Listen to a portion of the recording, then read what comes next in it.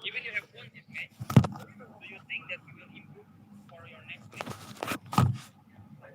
Dengar lah, nama-nama SD perlu improve tak next match? Kita akan buat lagi the best lah daripada sebelum ni. InsyaAllah kita akan buat lagi power. So you will face other countries next match, right? Maybe tidak. Kita akan gunakan strategi lain. Sebab setiap tim ada strategi orang, so kita orang ada strategi untuk counter lawan. So for the last question, what is your biggest challenge to beat your opponent? What is the biggest challenge to beat your opponent? Di mana yang bagi? Yeah. What is big? The biggest opponent to beat the opponent is about we studied them. I mean, we need to Melayu je. Kita orang nak kena beat diorang daripada segi strategi dengan drafting itu je lah kot.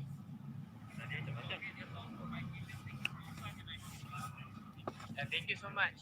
Thank you.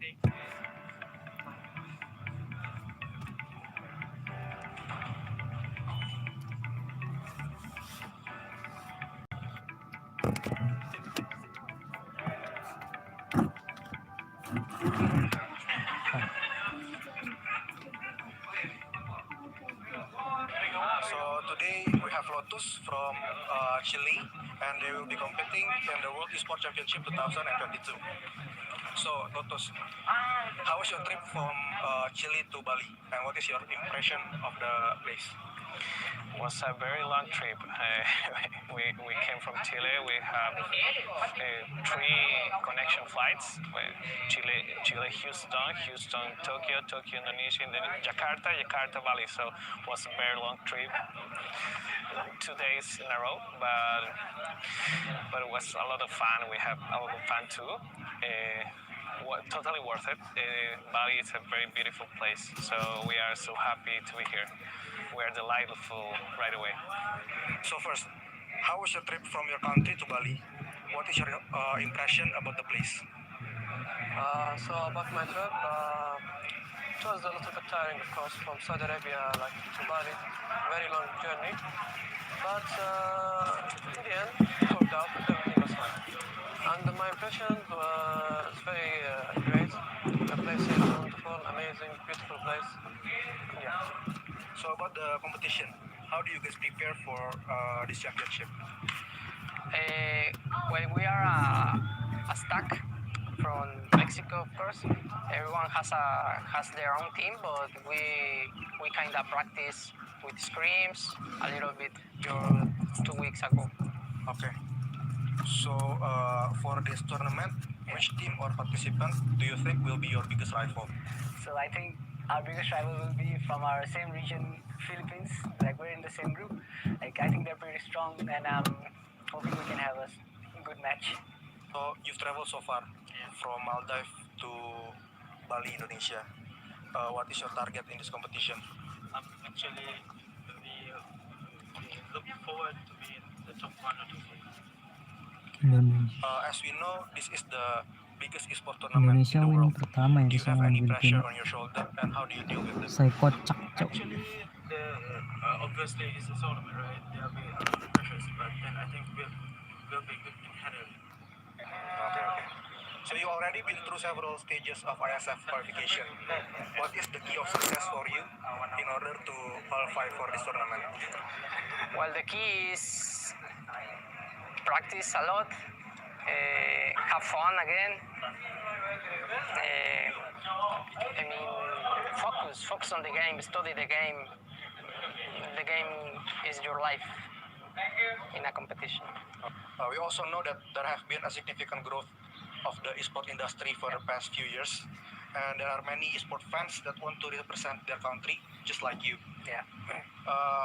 Do you have any advice or tips for them so they can achieve that dream? So I think we should all remember, it's a team game, so we should not only focus on ourselves, and we should maybe focus on the team and how to grow as a team together and sticking together through the thick and thin. I think that would be the greatest tip I can give. Okay, so that's all for my questions. Thank you. Thank you for your time, and I hope you the best Thank you. for this tournament. I hope the best for Mexico team. Thank you so much. We hope that too. Thanks to you, Pong. Thank you so much. Thank you.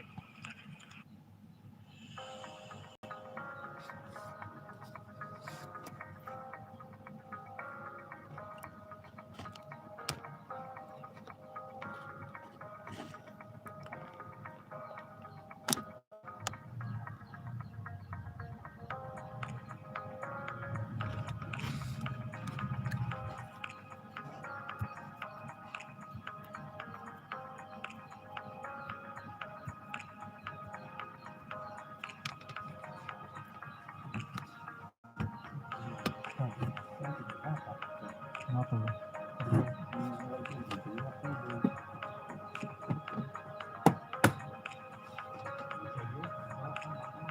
Nah, ini dari saya.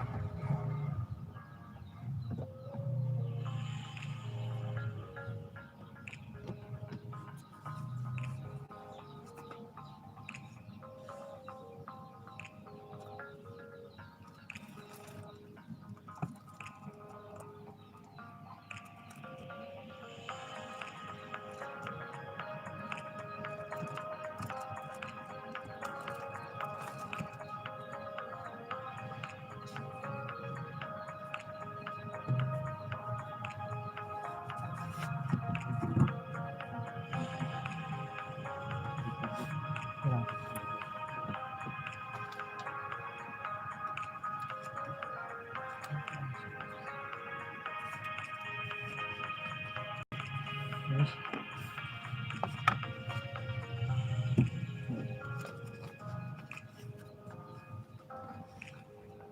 apa? Tolak angin. Oke.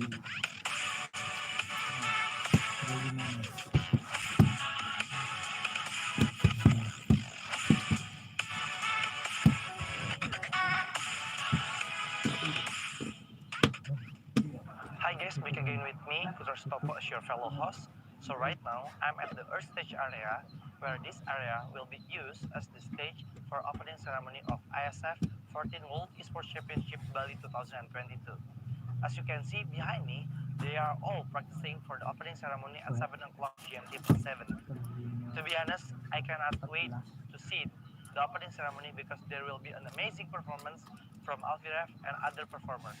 So, for those of you who want to watch it, you can watch it through the ISF official channel on Twitch TV. To be honest, you need to watch it, okay? So right now, I want to continue to see their practicing for the opening ceremony. Bye guys.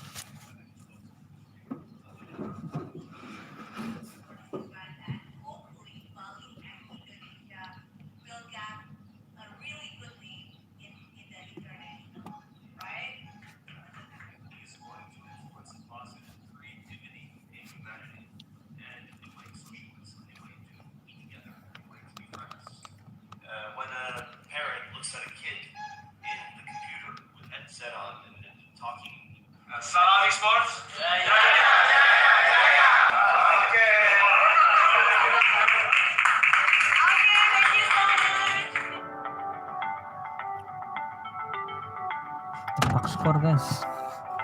Indo menang 1-0 guys. Baru menang 1-0. Semoga aja 2-0 guys. Let's go Bali. Let's go Bali. Saya kocak penyelamat bro.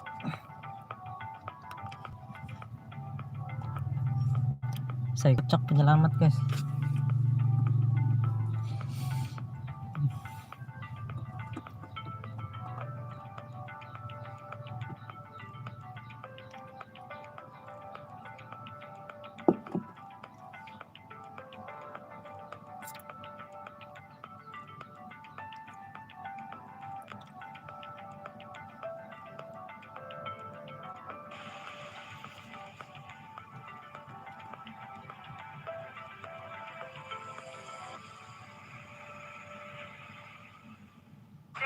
So, welcome to the Iesf 15 World Esports Championships Bali 2022 with me Sigit as your Folow host. So, this is the second day of the Iesf 15 World Esports Championship Bali 2022 and we still have a lot of interesting match and games in the game category of eFootball, Tekken 7, CSGO, Dota 2 and also Mobile Legends Bang Bang. You can see full match schedule on our Instagram at the ISF_official and also Garuda.net.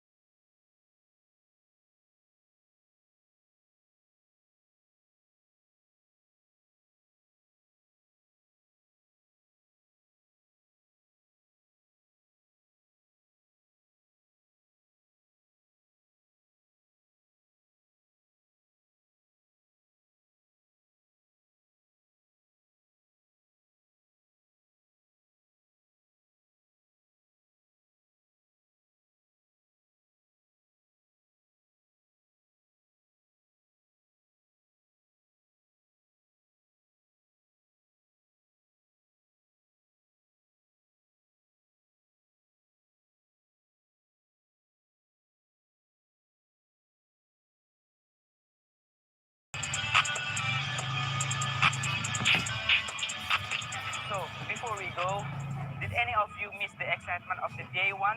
Don't worry, here's the recap day one of the ISF 15 World Esports Championship Bali 2022. Enjoy!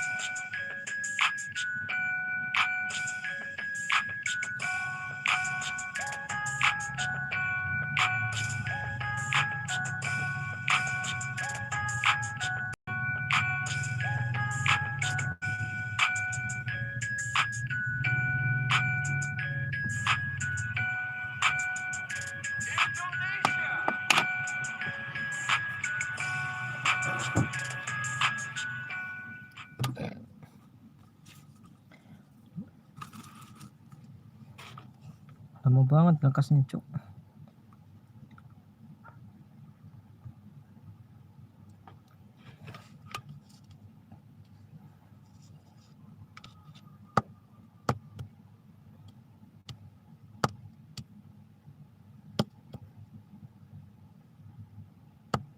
Will Philippines equalize or will Indonesia get a clean sweep up against the tournament favorites? Welcome back to the caster desk with me, Mirko, and Mirashi. It's Mirashi. Mirashi, back with you, ladies and gentlemen. And wow, we have to see, man. Will the pattern continues? Game day number 1. It's 2-0, 2-0, 2-0. Will we see a same repeat? Ada subtitle Very anjir. unlikely, right? I mean, looking Yes. at day number 1, you saw a lot of regions that are way more developed than others. True. There's a lot of skill discrepancies over there, but here, for a match as big as Indonesia, Philippines, a lot of people actually predicted a 2-0, but not for Indonesia. So you're already seeing your expectations and your predictions get shattered on the first game. But remember, it is a best of 3. The Philippines can definitely come back and equalize in game number 2, but there's an equal chance that Indonesia can take this game and get a clean sweep over Philippines. Well, this is what we just enjoy, right? This is what makes the competitive scene so good. If you already know it's going to be a 2-0, if you already know what's going to happen, why bother watching? But now, we just have no idea. I mean, we do this for a living, essentially, and we have no clue what's going to happen. I can't imagine what you guys back at home are feeling right now, especially when you're very aggressively, passionately supporting your country of origin. You know, as casters here, we obviously look at it by the books. The numbers is what we look at it primarily, especially when we're looking at a match as big as this. We predicted Philippines to win in game number 1 based on their draft and also based on their experience. This is a very well experienced team, a team that we've seen compete in a lot of international events, winning the SEA Games, winning the M3 World Championships with this lineup. But without further ado, we're going to jump into the drafts for game number 2. Philippines now on the red side, so there is a swap. There is a swap, but it seems like the bands are not too far different from each other, actually.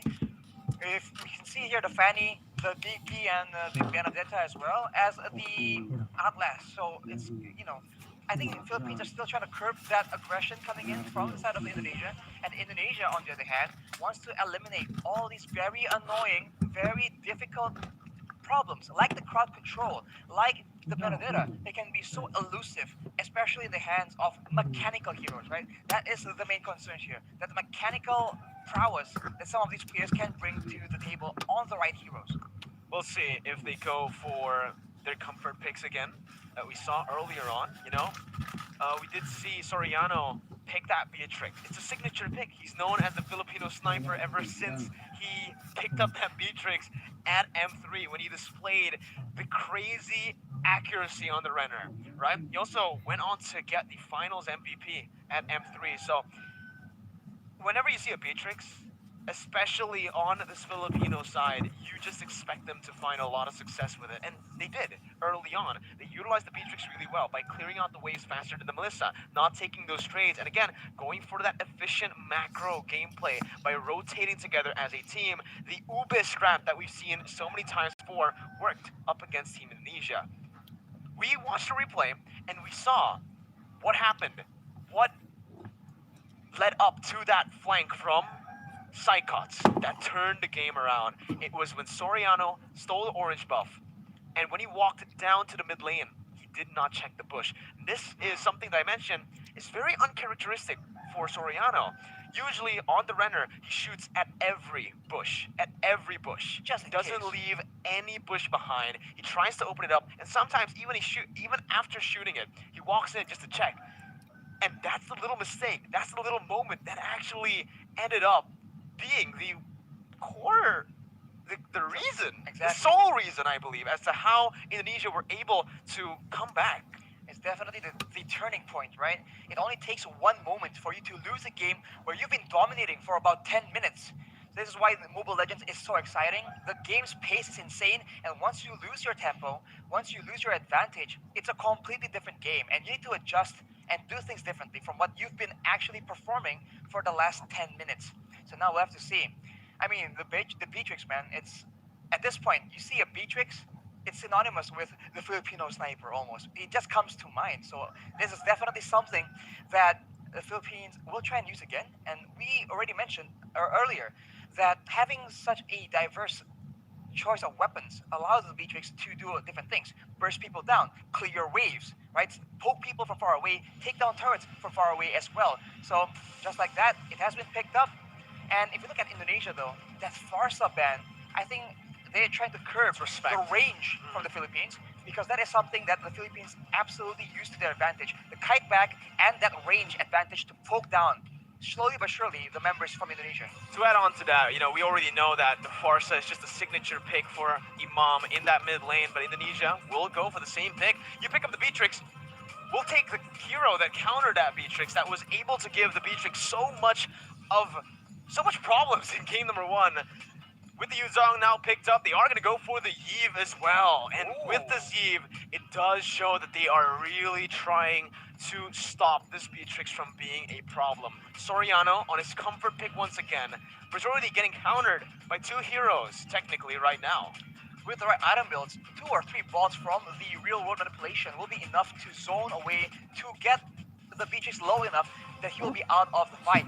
And to make things worse for him right now, these slows, right? The slows here will allow Psychos to catch up with anyone from the side of the Philippines that much more decisively. So the utility game is definitely on point on this Iesf pick. Agreed. And if you think about it, I think it's gonna be very difficult for the Philippines Yep. to try and dive in towards the side of Indonesia as well. So the kiting game that the Philippines have been abusing so often has been slightly countered by this utility from Indonesia. It's a very smart option.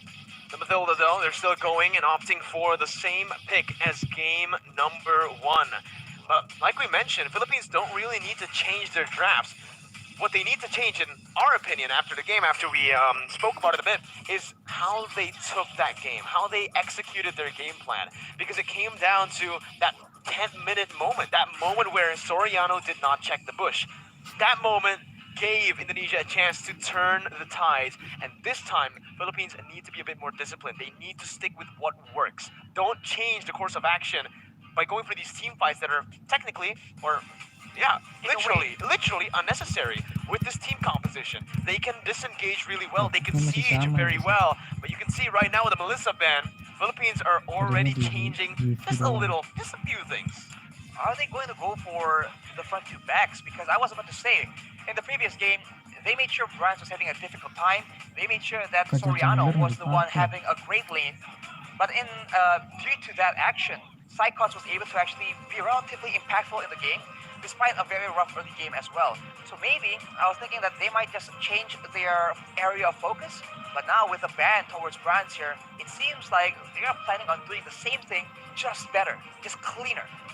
Well, in game number 1, they banned out the Leslie and the Claude. So that means with the Melissa ban, one of those heroes will be left open. Leslie and Claude, which are both lethal on the hands of Bronze, right? And looking at how he played the lane, honestly, I do feel like Philippines might want to give Indonesia the Claude, ban the Leslie, right? Because Leslie will create more problems for them, especially if Brands gets to farm, as he usually does. He's so good at playing it slow, farming to get those power spikes. And now we're gonna have to see what they go for in the bans right now. And Rashi, what do you think it's gonna be? Ooh, Valentina has been banned away from Indonesia, by Indonesia actually. So Philippines, they won't have that kind of flexibility available to them. So it's interesting to see what exactly will be the solution, especially for that Iesf. Not a lot of heroes can match that mid-range coming in, that long-range artillery and utility. So they might just go the opposite direction and go for something aggressive, something that can just be a big problem, a big kill pressure, kill threat for that Iesf. On the side of the Philippines, though, they go for that Claude ban instead. So Leslie is the option that they would rather face, Malcolm. All right. That's something that I personally don't agree with, right? I expected them to ban the Leslie because in the later stages, this Leslie is going to create more problems for them. Remembering that Philippines already have a taunt, already have some CC, and they already have very good disengage. With the Mathilda, the Claude won't really be able to catch up in a lot of these positions, right? But I feel like Philippines are looking at it in another way. They're looking at that Iesf, they're looking at that Divine Judgment from the Kaja and the Furious Dive. Obviously, with the Petrify from the Yuzong, all these 3 heroes can lock people down for the Claw to deal so much damage. And this team fight hero is going to fit really well in Indonesia's composition. So Philippines, they're already changing a few things here now, hovering over the Faramis to go to the mid lane into the hands of Imam. And this will definitely help them because the Faramis was also one of the reasons as to why they weren't able to melt the Indonesian members down. Not just melt the Indonesian members down, it's also the reason why they lost that fight where they were able to keep, Indonesia was able to keep Brands alive using the Cold Altar. And of course, off the back of a very great play from Brands himself. But with the Faramis in the picture, the Philippines have a lot more utility when it comes to actual survivability. They have a lot of saves, a lot of shielding, and now with the Cold Altar, that extra bit, that second chance at in the middle of a big fight. But for Indonesia, having more control on where the Philippines can maneuver around, that might be a better solution. They have banned away the Lapu-Lapu as well, so the dive potential from Philippines is very, very minimal, and we have to see what exactly will be the choice here, because for the Philippines, it seems to be the same thing. Front to back all the way, abuse range, save our core members, and just like that, the answer from Indonesia, Leslie, and now it's the Akai. Well, now considering that they have these two very vulnerable backline heroes, they need something like the Akai to provide a bit more peel, cover for the team, but Philippines respond with Grok in the jungle for Del Rosario. What? We mentioned that he likes to go for some crazy picks sometimes, like the Valentina, the Guinevere as well in the jungle. Well, he's trying to pull off the Grok in the jungle now here in Iesf. Last time we saw it, it was high. It was high, and it is a very, very interesting situation here, because earlier in game number 1, we saw that for Indonesia, they had an assassin, right? And that assassin was critical, because in the late fights, you saw that Soriano was just unable to get anywhere safe. He was chased away by the Black Dragon form, and he was deleted by Taz on the Gusion. Now, with an Akai instead of a Gusion, can Indonesia get the same kind of pressure onto Soriano? Well, that question will be answered very, very soon as we enter the game, Arashi. But this time, I think we can agree that we want to see the best of 3 go all the way. Oh, so absolutely. this time, me and Arashi will be predicting Indonesia to win, to use the caster curse to get the most value out of this incredible series of Indonesia versus Philippines once again as we jump into the land of dawn with Taz starting on the orange buff and Del Rosario doing slow start for both these junglers. They are tankier junglers essentially, so they are going to be playing a more for utility. But I guess Taz on the Akai can be a lot more aggressive, and just like that, you can see that the Philippines, they really enjoy using Villa Luna to get a lot of information and just be a big nuisance. And you can see the response coming in from the Indonesian players. The Philippines already dictating what the movements are going to be. Both teams, again, just fighting for that mid-control that is so prio, so necessary now in this current meta. Both Taz and Del Rosario are looking to go for this Lethal Wanderer, but it does feel like Indonesia will have a bit more of an advantage with the faster wave clear in the mid lane. That's the Lethal Wanderer secured by Taz, getting him a bit more XP and gold to play with. So he'll have that power spike very early on, already at level 4. As I mentioned, the wave clear game is now being a lot more monitored, a lot more managed by the players from the side of Indonesia. They've suffered from it once, they are not trying to suffer the same fate again. So right now, they're just moving around, and I think before the first turtle spawns, it's going to be relatively slow. But as I say that though, uh-oh, there you go. That's the barrier with a wild charge. Psychos now going to be caught. First blood over to Philippines, but look at Taz. He's able to bring the members back in with a heavy spin. Del Rosario going to fall. The jungler for the XP lane, and Dapda will be forced to flicker out of there. Villa Luna a bit late on this rotation to match up against the Indonesian mid laners, but it is still just going to be a 1-for-1. So 1-for-1. So both teams now holding their own, but this is where things get a bit hairy. The first turtle, where everyone has their ultimates, we have to see who can actually weave in the better team fight. No ultimate for Del Rosario just now. Taz gonna go for it. Will be able to secure the turtle with a brilliant retribution. Dreams gets knocked up, but Philippines decide to back off. Now Dreams flickering forward, gets the Divine Judgment onto Imam, who's able to flicker away. Psychots has the Black Dragon form, looking for it, just decides to zone the Filipino members here. Backs off. Back away, and we can take a look at how the changes have impacted this Faramis, right? The Cold Altar was used in that fight, and with one single spell, the rest of the team from Indonesia is able to melt down that HP bar. So it really isn't an all-win team fight solution, but it is very situationally used to help save members from big burst damage.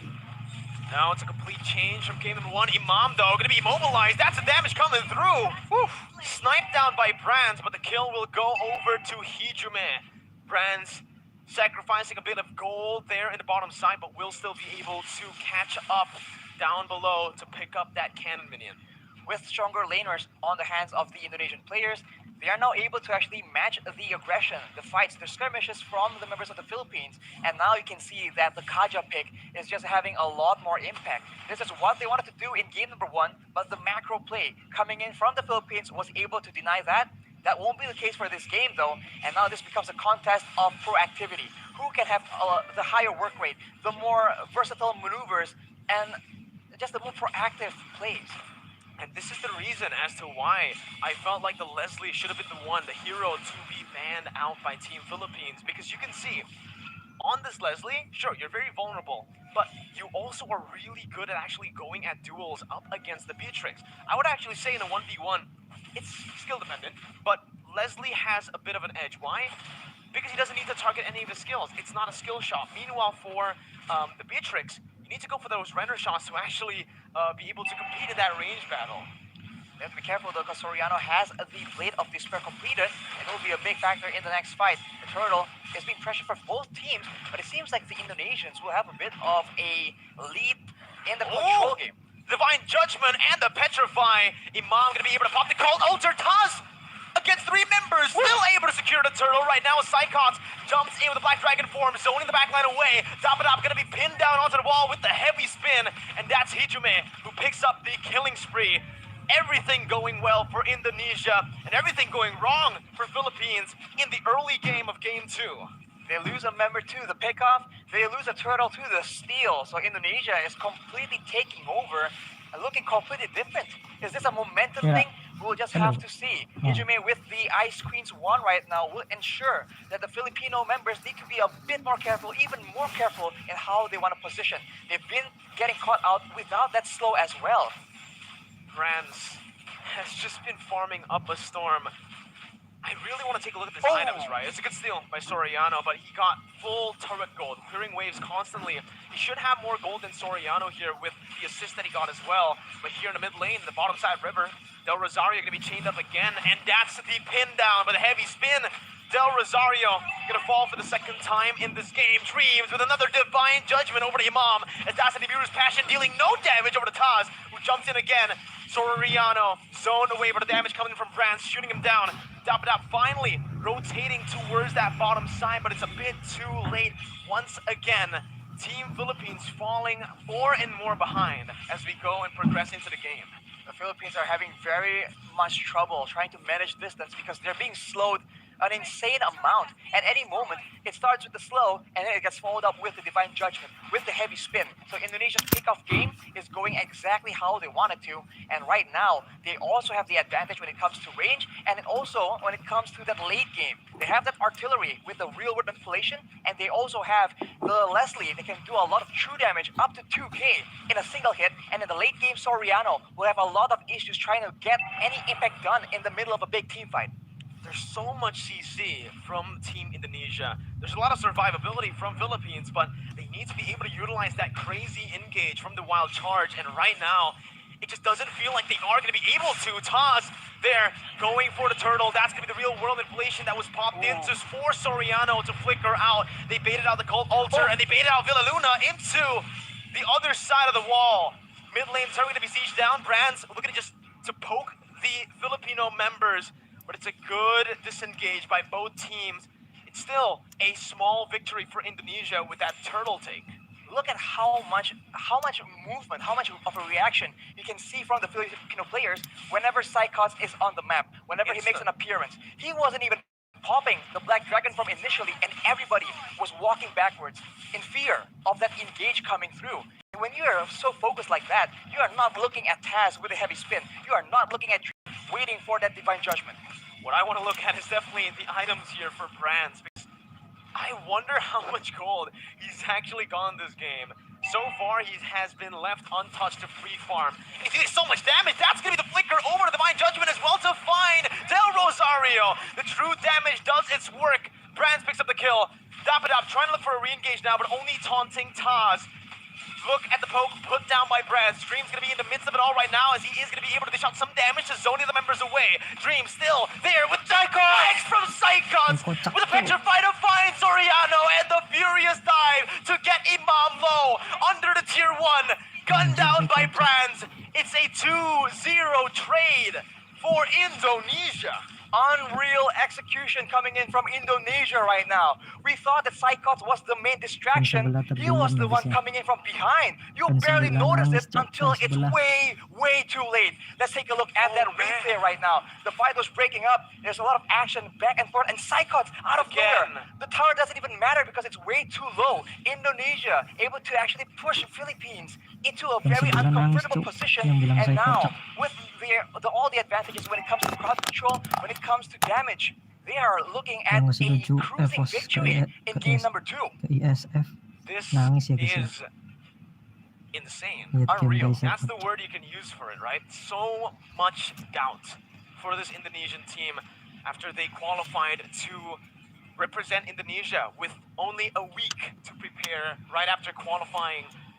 Still able to play super well. And now they're rotating towards that top side. Taz soloing that lure. Del Rosario caught, no one there to help him out. Has to use the wild charge defensively and will lose out on a lot of HP. Brand still is able to get out. Has the flicker. They're going to go in for another re-engage here. Just some poke down onto the frontliners.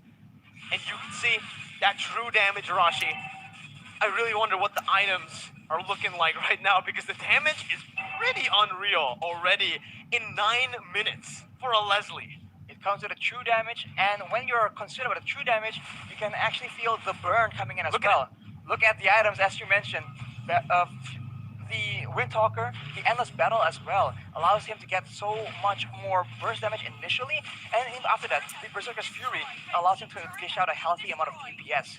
On the other hand, you can see the Iesf, right? Hijumi with the glowing wand. All these tanky members are taking percentage HP damage whenever he's dishing out these spells, and they are absolutely spammable. And the siege game is dangerous. Luna going to be caught in that real world manipulation. Imam as well, zoned away. The wave manipulation from Indonesia, absolutely phenomenal, as they are going to be able to use the lure down below to pick up a turret. With Psychot zoning the other members away with a Black Dragon form as well. That's base turret number 1 taken down. Top side pushing in, but Indonesia will decide to just play it slow. Clear out the mid lane and reset. They have an absolute advantage when it comes down to those siege situations. Having the Iesf, having the Leslie means that you do not have to go and force those fights, because there's no other way for the Philippines to dish back that kind of damage. Soriano is the only solution they have, and at this point, when the only option you have, when you only have a single option, it becomes very easy for your opponents to try and adjust to that. But the Philippines seems like they are not willing to completely concede control just yet. They need to be very careful though, because the flank game, that flank game is just so on point from Indonesia right now. This is what we saw in game 1, only just the opposite happening here in game 2. Indonesia having control the whole 10 minutes early on. Philippines with a very similar flanking position here to look for something, because it's going to be a concealed play from Indonesia. And oh my god, Dream finds the Divine Judgment onto the best possible target. Soriano's out. Dapadab has the flicker out, but Psychos chases him down with a passive. Dapadab still surviving here. Only one member taken down, but that might just be the member that Indonesia needs to pick up some more base turrets. That high ground control is no longer available for Soriano. Dapadab trying to go in for some damage right there, but it's actually going to be petrified from Imam. He's going to be taken down. The wild charge in desperation. Villaluna in the back has to back off. It's an absolutely insane game and an insane performance from Indonesia as they knock Philippines down to the lower brackets. How? What? Oh my, we have no words left right now. How was that possible? That is insane from Indonesia. The awareness to know where are the members from the Philippines, who to target in the middle of everything against a team as patient, as disciplined as the Philippines. Dream was able to find Soriano, and even afterwards, Psychots just denying that cult altar by going with that Petrify Furious Dive combo. Everything is just going so smoothly for them. It doesn't make sense. How is this possible? Well, sometimes you ask these questions and even I don't know how to answer them. Has broken, by the way. They broke the caster curse, but what a performance by an Indonesian team that was doubted, that was hated, that was not trusted. Nobody or just a few people trusted this roster, and they definitely sent a statement to everybody, especially the haters, that they're here for the trophy. They're not here just to participate. They're here to conquer. And so far, up against the tournament favorites in the Philippines. We're going to take a look at the replay first, though, as to what happened, Arashi, in the highlights. I am still, honestly, quite speechless myself. I think that the Philippines, they had a different game plan from game number 1, but for the most part, it's all pretty similar. So Indonesia made adjustments, and I really dare say that for the Philippines, look at their composition. It really isn't that much different. They only have a Grok as a different pick and a Fedrin, of course, in different roles. But the utility game from Indonesia, the range they can abuse is just insane, man. The Iesf pick, call me biased because I'm a Iesf player, but I think it's an absolutely strong hero at this point in time. The utility is just so good, and right now with the increase in the slow amount, even without the Ice Queen's wand, you see that the Filipino members are constantly getting caught out. And with the Kaja, with the Akai, there's just so many tools available, and we talk about this a lot. You cannot be one-dimensional when you're going up against these top-tier teams. They will adjust to your single tool of the trade and maneuver around it. And Soriano felt all of that completely, man. Everyone is out for him, and he is constantly getting pressured, getting picked off again and again. My goodness, this final fight by Dreams. His name is Dreams, but this game, he is the Filipino nightmare. That's what pretty good. A performance with the Divine Judgment with 2 games on the Kaja. First game, even we questioned that Kaja roam. Wasn't really able to do much early on, but this game he certainly showed why it's such a good pick as a roamer in the early stage with a team that gets to pressure early on, right? Except for the Leslie, every single lane has a bit more pressure, has a bit more kill pressure, and just overall a lead. Even in the jungle, Akai clears faster than the Grok, securing a lead early on with level 4. And Taz, can we just give Taz a bit more appreciation? He did not lose a single retry battle up against a world champion. Up against the Filipino champions. That's Del Rosario, Wise from the Philippines. But like you mentioned, Rashi, this guy is the main man here. The utility, the damage, just take it all. Hijume was a perfect Eve in this game. Zero Death doing all utility and providing that extra bit of catch or enabling for the rest of the engage. So it's a bit of a 2-layered engage, and it's just so difficult to deal with. The player spotlight, though, is going to be Dreams on that Kaja. Only a single death, despite being one of the more aggressive members from the side of Indonesia. And when your engage tools are this solid, are this dynamic, you don't really have to do much. Everyone else needs to just follow up at the right time and the right moment, and they are just set up for success. So Dreams, this is the impact he's able to bring for his team. And as we mentioned, I think it's just a matter of adjustments. The change from the Indonesian roster, the Indonesian composition in game number 2 is very visible, and you can see instantly the difference in the performance, especially in that early game. Lower brackets for Philippines. This is a scene that we have seen a few times before for the Philippines, right? Climbing their way from the lower brackets, but here, none of the main carries have a death from Indonesia. That is crazy. Rans, Hijume. We can also talk about how Faramis, right? Same pattern. The team with the Faramis actually starts losing a lot of steam in the early game because the Cult Altar allows you to be a bit more aggressive, but at the same time, if you don't have the damage to back it up, then you're just allowing your opponents to just hit you more times before you get taken out. I think that is something that a lot of teams need to take into consideration.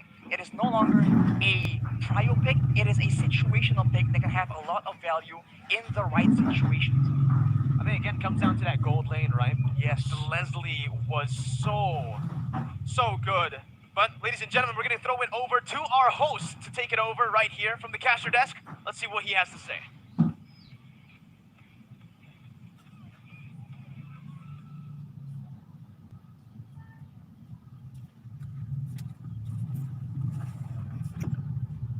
Udah ya guys ya, Indonesia udah menang 2-0. Gue